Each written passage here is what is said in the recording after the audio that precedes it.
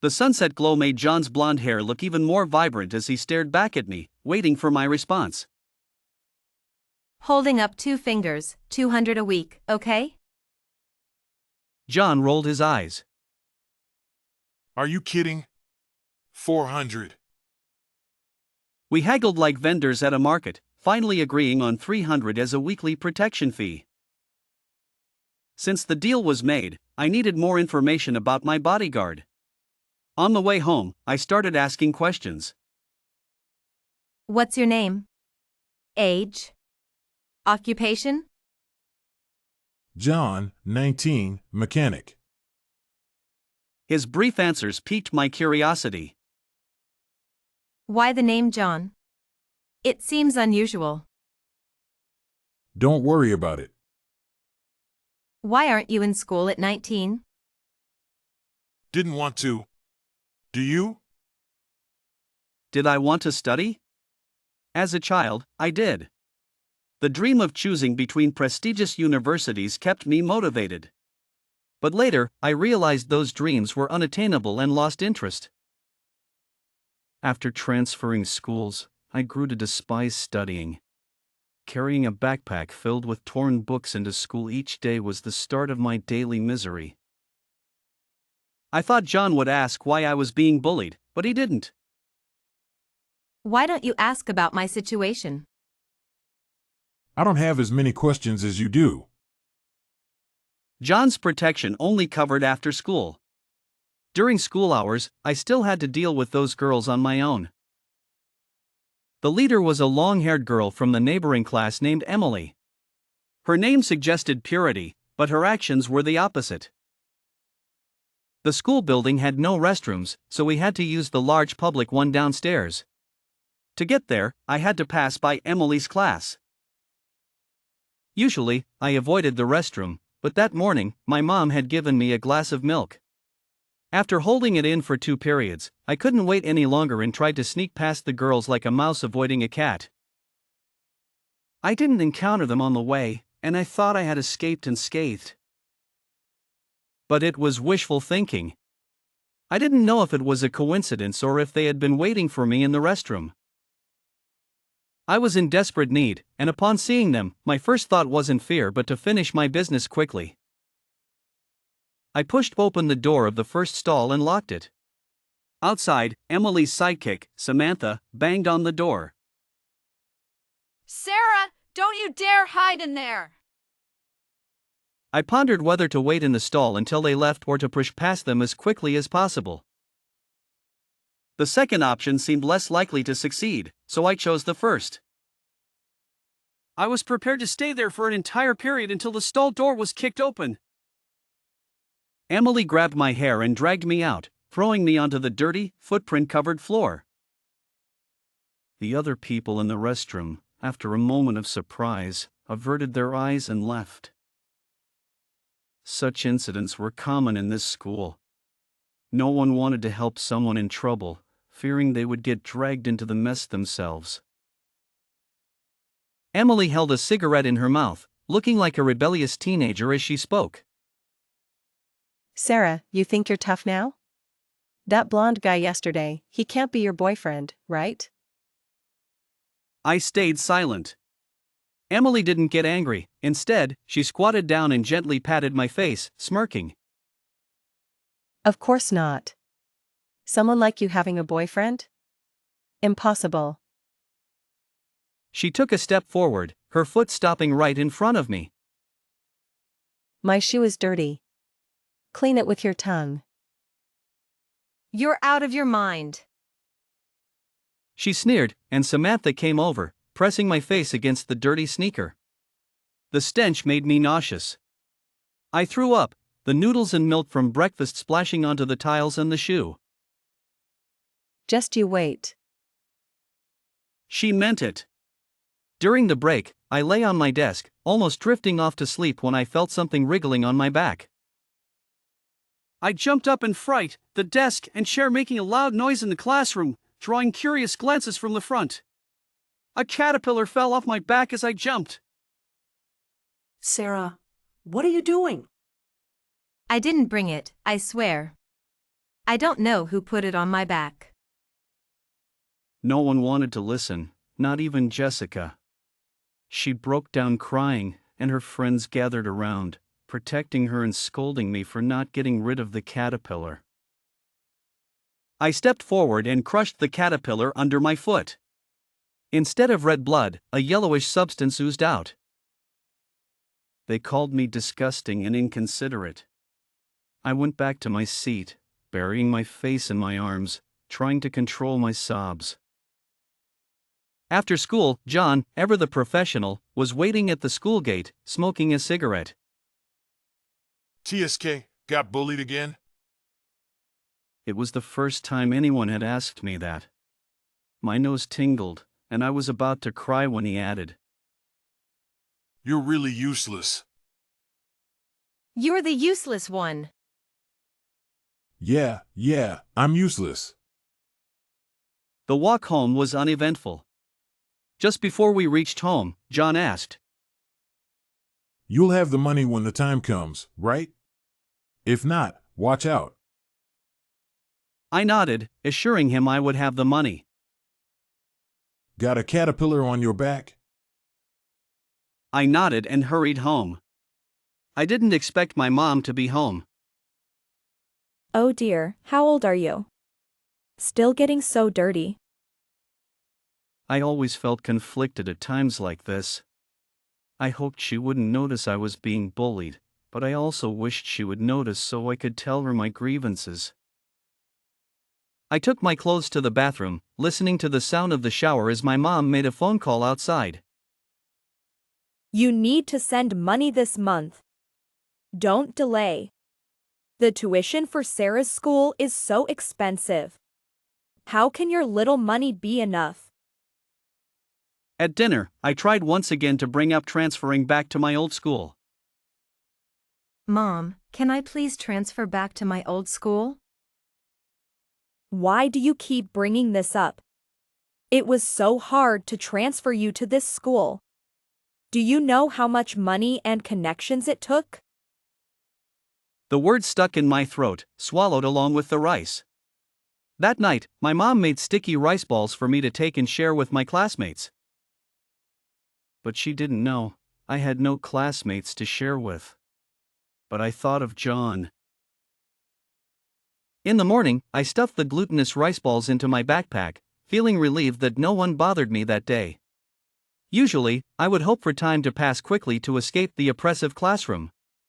At the same time, I wished the day would go slower, delaying inevitable trouble after school. But today was different. I looked at the symbols and numbers on the blackboard, eagerly waiting for the class to end, for school to be over, so I could see John.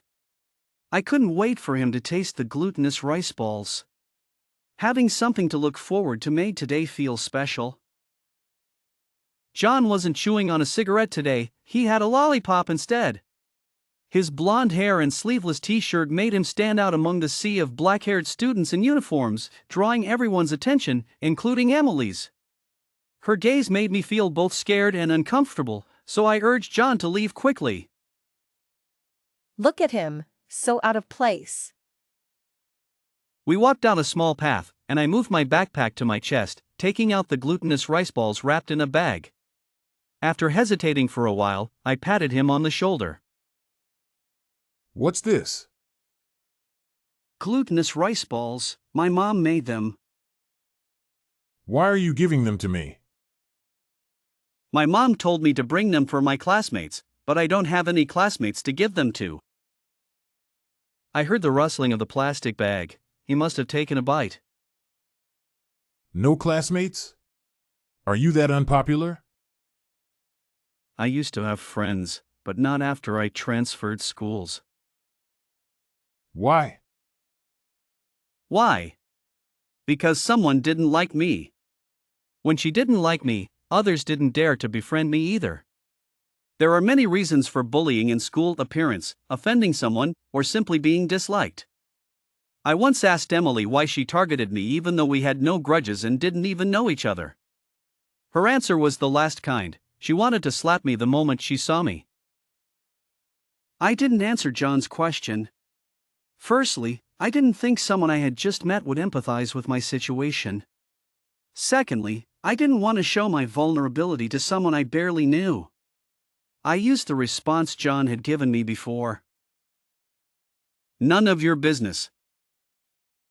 I heard him chuckle softly. When I turned around to scold him, I saw a man behind him with a metal pipe aiming for John's head. Watch out! My heart skipped a beat, but John reacted quickly, dodging the pipe that barely missed his hair. John, unarmed, started grappling with the man. It was then that I recognized the man's face.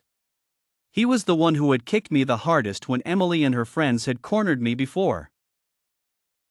I had thought they might come after me even if I had someone with me, but I never expected such a sneaky move.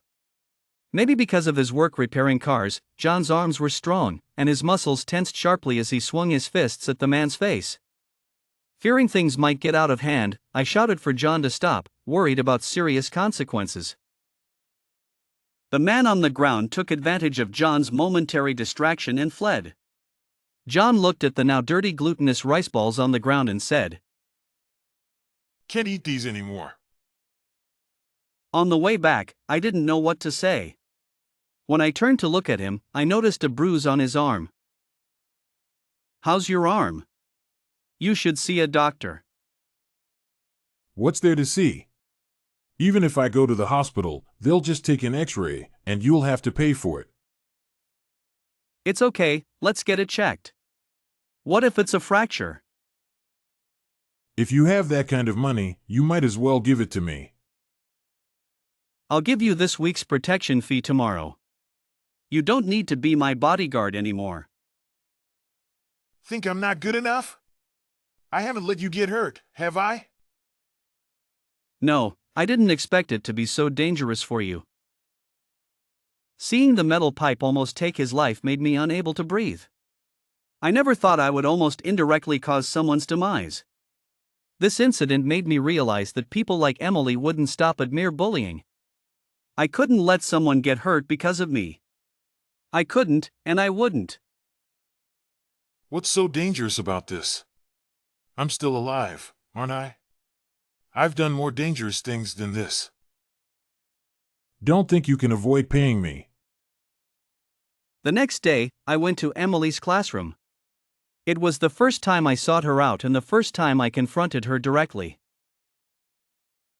In the dimly lit corridor of the school, tension crackled like static electricity. You should know your limits, no matter how far you go. If you harm someone, you'll face consequences. What do you mean, harm someone? Who did I hurt? Oh, your blonde friend? He's not my boyfriend. She didn't understand why she felt the need to explain. TSK, still denying it. Don't think I won't act just because he's around. Emily yanked Sarah's hair back. Just a match made in hell, but I have to say, you're not bad looking for a dog. A surge of anger rose within Sarah, and she instinctively pushed Emily. Emily's head hit the hallway wall. Emily's friends gathered around. One of them asked if she was okay. Samantha raised her hand to slap Sarah. Emily stopped her. Her expression suddenly changed. She clutched her head and started crying about a headache. Their homeroom teachers called them into the office. That's when I realized her intention. Teacher, I don't know why Sarah pushed me, but my head isn't bleeding, so let's not blame her.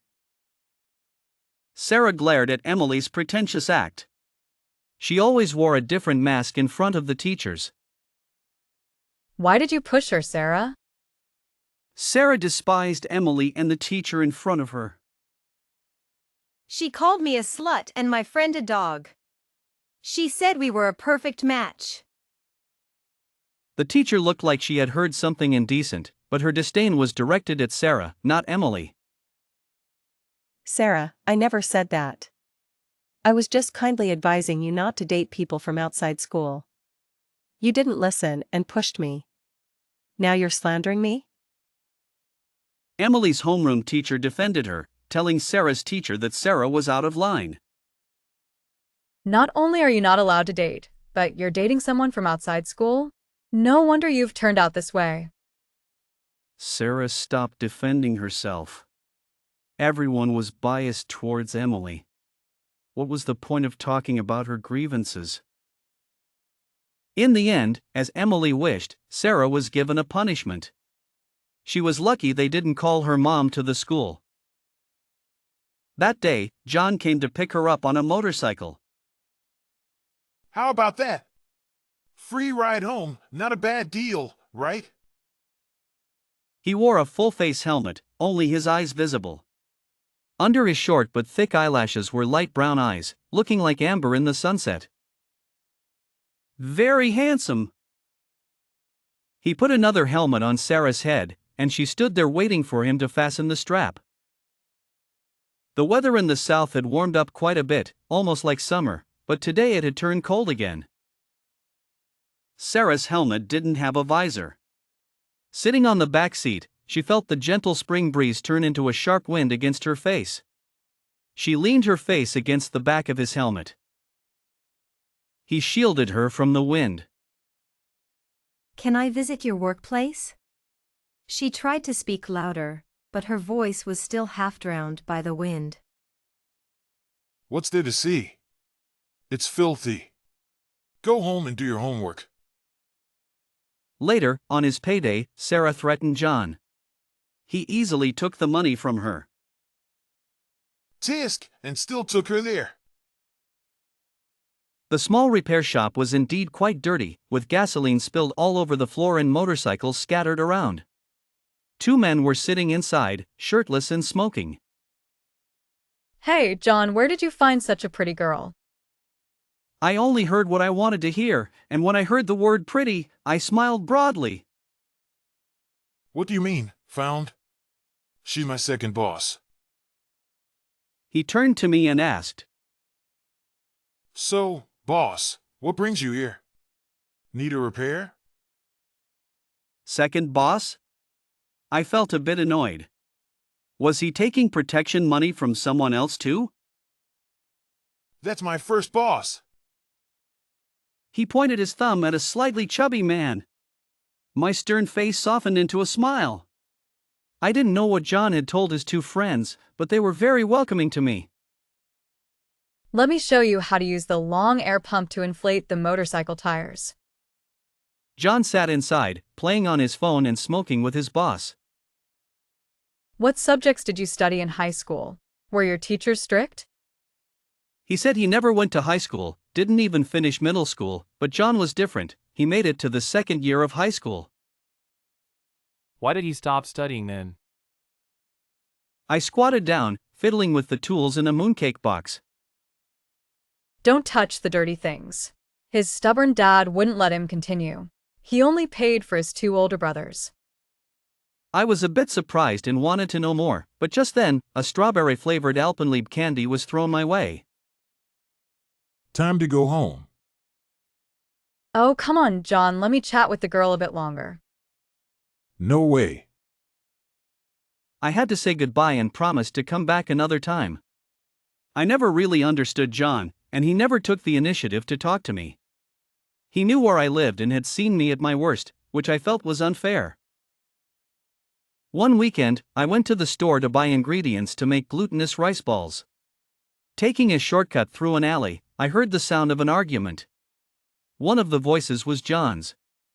In the yard of an old house, John was pushing and shouting at an older man.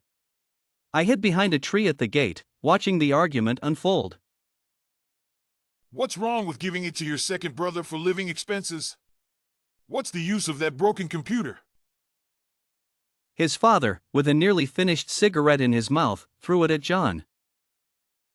I told you, that's my stuff. Have you ever given me any living expenses?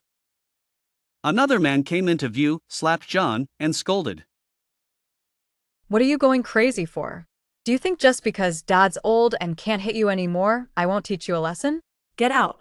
You already caused Mom's death, and now you want to do the same to Dad? John obediently ran out. I didn't have time to hide, and he saw me. He was stunned at first, his eyes red and the five-finger mark on his face glaringly obvious to me. Then his shock turned to anger, his deeply furrowed brows making me feel helpless. I wanted to explain that I was just passing by, but before I could say a word, he stormed off. I didn't know whether to chase after him or what, so I just stood there for a long time. Only after the gate was closed did I spit in disgust at his house. I thought John must be mad at me. I tried to put myself in his shoes. If a girl saw me being humiliated and slapped by my own family, exposing my messed up life to someone I barely knew, how would I feel? Would I be angry, embarrassed? From the little time I had spent with him, I knew he was a proud person. When I got home, I wanted to explain things to him, but then I realized I didn't even have his phone number. A gloomy Monday was made even worse.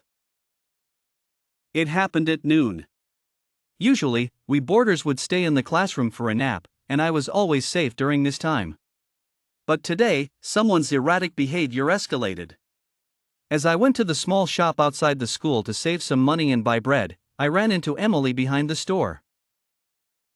Look who we have here! They pushed me to the back, where a girl named Jessica was kneeling in the mud, her face streaked with tears and snot. Jessica, you'll be let go if you slap her until I'm satisfied. I'm so sorry. Slaps. I'm so sorry. Jessica cried even harder, choking out an apology to me before each slap landed on my face, urged on by Samantha's forceful encouragement. Harder, Jessica! Harder! I heard the crisp sound of the slaps, followed by a buzzing in my ears. My face must have been swollen. A passing boy saw us and squinted in surprise. I think I've seen you before. He was talking to Emily, whose face suddenly showed a panic I had never seen before. I let my hair down to try to cover my swollen, stinging cheek and returned to the classroom, realizing it was pointless. None of my classmates would look my way, and even if they noticed, they would just glance away. The teacher, though I sat in the last row, surely noticed. Her voice paused for a few seconds when she looked my way, but then she resumed her role as if nothing had happened. After school, I stayed in the classroom with the students who needed to study, until half an hour later when the boarders gradually went back to shower and eat. I was left alone, with only the clouds outside bathed in the dying light. As I struggled to push out the thoughts unrelated to the geometry problem in front of me, a voice forcefully intruded. You've been in here so long, I thought something happened to you. I searched every classroom. I turned around, and he stopped mid-sentence. Sorry, I thought you were mad at me and wouldn't come. He seemed at a loss for words. Are you crazy? Why would I be mad at you? Did that girl do this to you? It hurts, doesn't it? My nose suddenly stung, and I wanted to say it hurt, but I choked up and couldn't get the words out. Hey, I hate it when girls cry. But I hadn't cried when I was forced to kneel and humiliated, nor when my face was slapped until it was swollen. I turned back to pack my books, and the bread from noon fell out of the drawer. Planning to eat bread and spend the night here? It was my lunch. He didn't say anything. After I left the school gate, he climbed over the wall and took my BlackBerry to save his number. If you're bullied at school, call me. And from now on, come out at noon, and I'll take you out to eat. Every noon, John would ride his motorcycle to pick me up for lunch. Sometimes we went to a noodle shop, other times to a fast food place near the factory opposite the school. At this rate, my salary to you might not even cover the meal costs. Watching him pay, I told him. Then give me a raise. I laughed and agreed. I kept my word, working as a temp at a nearby factory every Sunday, making artificial flowers to earn 60 yuan to add to his salary. I even sneaked an artificial camellia onto John's motorcycle. It looks ugly, but I won't throw it away. One day, while eating some inauthentic Gillan rice noodles amidst the noisy crowd, he suddenly spoke softly. I didn't cause my mom's passing. He said it so softly that it was almost drowned out by the surrounding noise, but I heard it. The steam from the bowl wafted onto his face. No, I did cause her passing. If she hadn't given birth to me, she wouldn't have. The noodles were hot, burning from mouth to stomach. I'm not good at comforting people, but he didn't expect any words from me. He quickly changed the subject. Study hard. You're only 19. You could still go back to school. It's been years, I've forgotten everything. What university did you want to attend? Gillan University of Technology. What? You think I couldn't get in? I used to have pretty good grades. I couldn't get in. My grades are bad. Oh, then you can join me in fixing cars. Can you say something nice? My mouth is like a dog's. What? A dog's mouth can't spit out ivory. Emily had been quiet for a while. I foolishly thought the storm had passed, but the calm before the storm is often the most deceptive. After school, they cornered me in the restroom. The displeasure on Emily's face indicated that this time, they wouldn't let me go easily. Though this wasn't the first time, fear in the face of danger is instinctive. I tried to escape towards the door, but a hand grabbed my backpack. My first thought was of John. If you're bullied at school, call me. I clung to this lifeline, dialing his number as they snatched my phone. Before I could say a word, Samantha had taken my phone. I want you to be a model. I guessed her intention, my mind buzzing. I struggled to escape their grasp. It was futile, I couldn't break free from 3 pairs of hands. Samantha kicked me in the stomach to quiet me. Several hands tried to strip me, Emily like a harbinger of doom, her phone a weapon. Help! Someone, please! No classmates came in. A figure from the outside world barged in, the same yellow-haired guy I had previously despised now appeared as a savior. He really did hit girls. His expression was the same as when I saw him at his house, his strong hand slapping Emily's face. That same hand pulled me out. A few days later, John asked if Emily had transferred to our school. Did Emily transfer to your school? I didn't know what he was up to, but I knew he was investigating Emily. Narrator, tone, serious. A few days later, John took out his phone and said he wanted to show me a video. John, tone, serious. Look at this. The video was shot from an overhead angle. The girl on the cover was completely exposed, looking at the camera with a terrified expression. The phone's resolution wasn't high, but I recognized the girl immediately. It was Emily. I was shocked as I took the phone and pressed play. The video was set in a small shower room, with the person filming from the door. Emily was unaware at first, but it wasn't a hidden camera. When she noticed, she screamed, and there were a few people laughing nearby. John, tone, serious. She changed her name. She used to be called Rebecca. Rebecca, that name sounded familiar. I felt like I had heard it before but couldn't recall when. I asked him how he got the video. Me, tone, serious. How did you get this video? John, tone, serious, found it on the forum of our old school.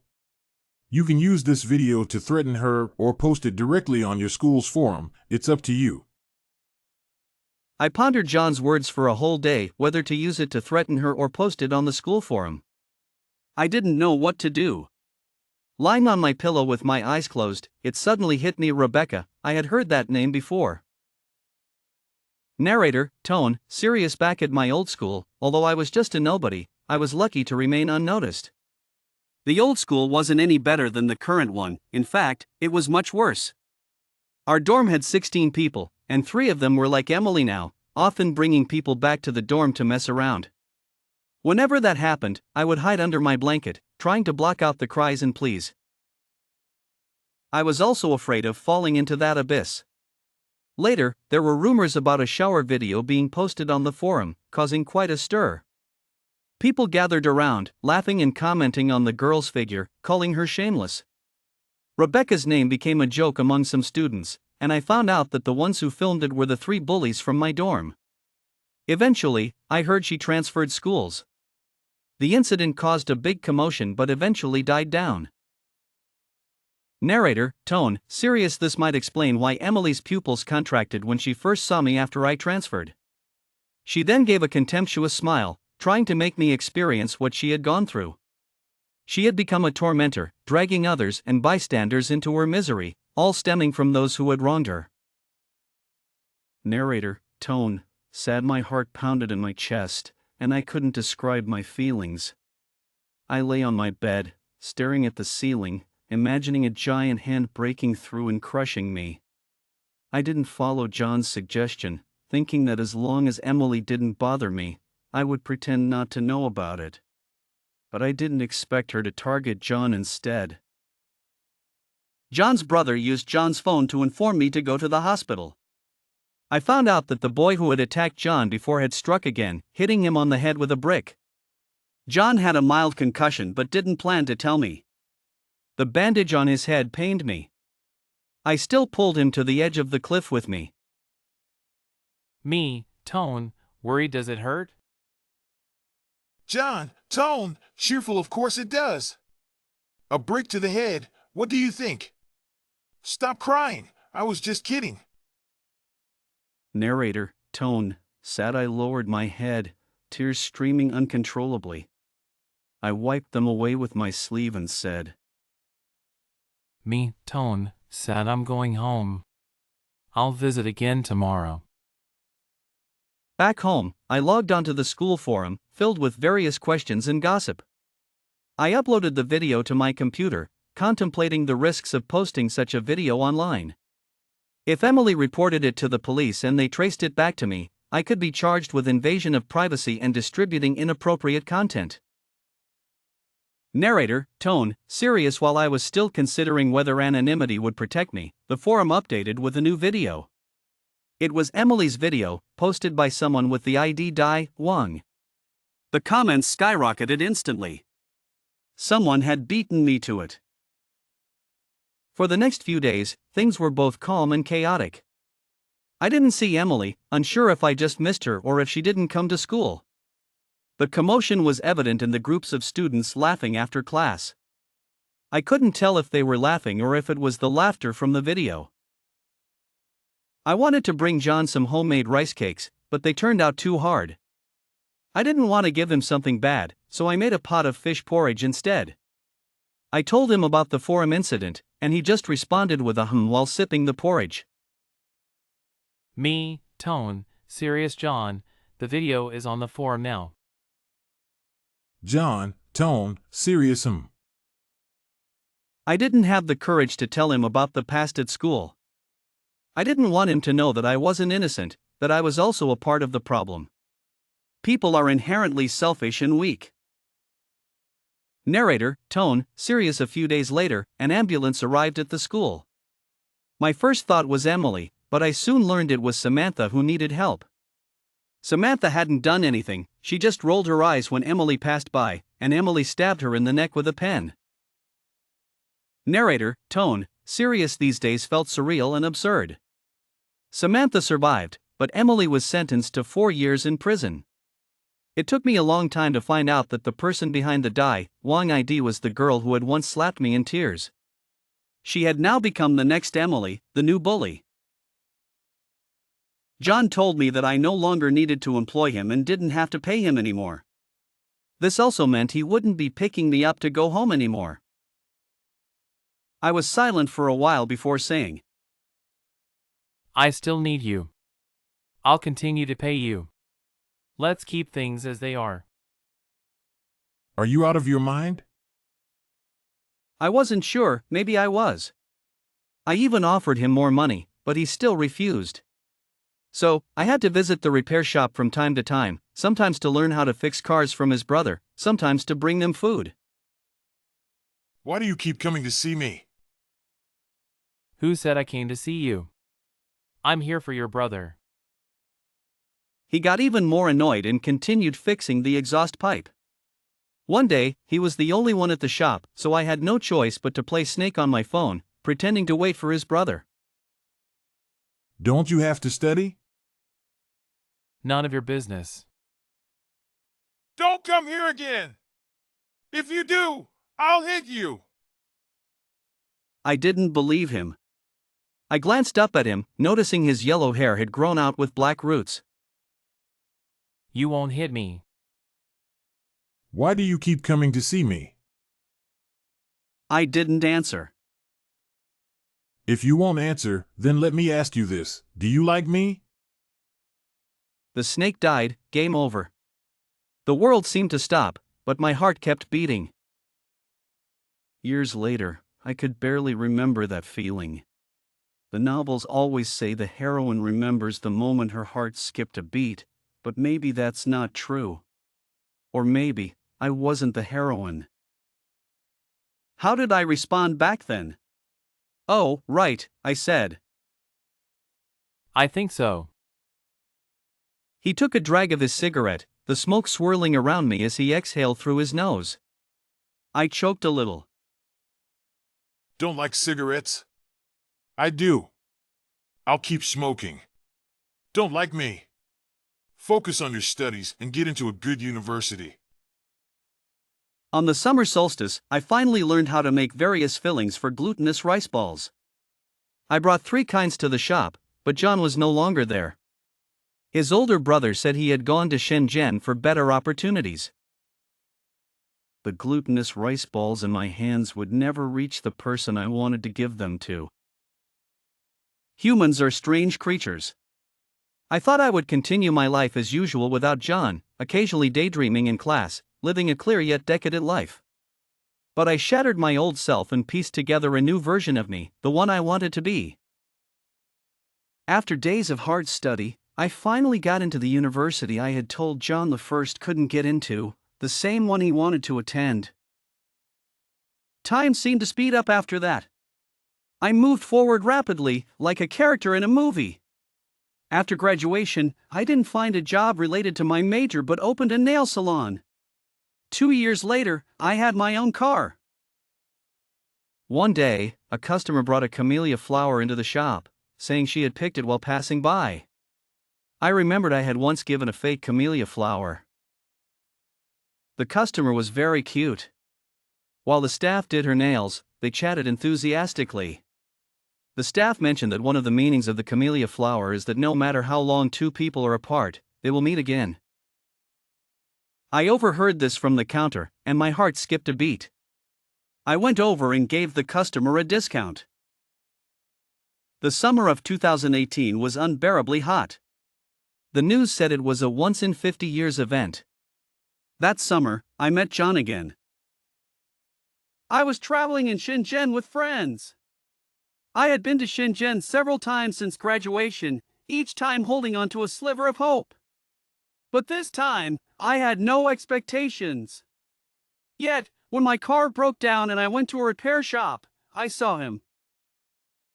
He no longer had yellow hair and wasn't wearing a tank top. He had the maturity and vigor of an adult. I wasn't sure if I had changed much, but he recognized me immediately. We stared at each other until he walked over. What do you need fixed, ma'am? Tears welled up in my eyes. John, A woman's voice interrupted me. She ran over, smiling, and hugged him. I'm off work. What should we have for dinner? She asked, looking at him with adoration in her eyes. He looked at her the same way. The words "I missed you" never left my lips. Do you know each other? John nodded. I felt awkward, unsure of what to say to him, so I spoke to the beautiful woman in front of me instead. He's very gentle with you. That's now. He used to be a real jerk. He used to be a jerk to me too, but I never got to experience his gentleness. Really? Yes, he always said he'd hit me. I used to worry he'd be abusive if we got together. But now, he doesn't even smoke anymore. My heart ached. I didn't know what else to say. John patted her head and smiled. She's my girlfriend. That's just how she is. I had always imagined that if I met him again, I would be full of passion and impulsiveness. But now, he had someone who could warm him with her fire. I reverted to my old, weak self. But now, we're both doing well, and that's enough. He left in the summer, and I let go in the summer too. Back home, I held the melted alpenliebe candy. I thought, it's time to throw it away.